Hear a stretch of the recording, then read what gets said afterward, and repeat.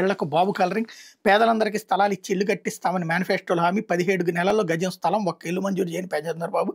నాడు నవరత్నాలు పేదలందరికీ ఇల్లు పథకం కింద 31.19 లక్షల పేదింటి మహిళలకు ఉచితంగా ఇళ్ల స్థలాలు ఇచ్చిన వైఎస్ జగన్ వాటిలో 19 లక్షలకు పైగా ఇళ్ల నిర్మాణం మొదలు వీటికి 2.6 లక్షల టిట్కో ఇళ్ల అదనం వైఎస్ఆర్సీ ప్రభుత్వం దిగిపోయిన నాటికి 9 లక్షలకు పైగా ఇళ్ల నిర్మాణం పూర్తి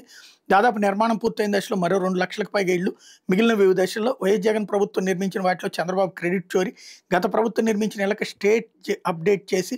3 లక్షల ఇల్లు కట్టేశామని చంద్రబాబు గొప్పలు ఆఖరికి సీఎం చంద్రబాబు నుంచి తాళాలు అందుకున్న వారికి ఇల్లు మంజూరైన జగన్ ప్రభుత్వంలోనే ఆ స్థలాలు శవాలు పొడ్చడానికి సరిపోతాయని పేదల మనోభావాల మీద దెబ్బకొట్టిన బాబు నేడు అవే ఇళ్లను నిస్సిగ్గుగా తన ఖాతాలో వేసుకోవడానికి వెంపర్లాడుతున్న సీఎం అన్నటువంటి వార్తని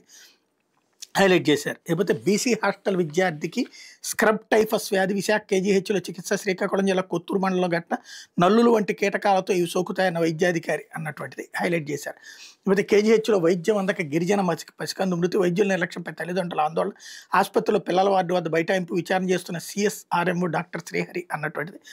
హైలైట్ చేశారు. లేకపోతే సాక్షి ఎడిటర్ ధనుంజయ రెడ్డికి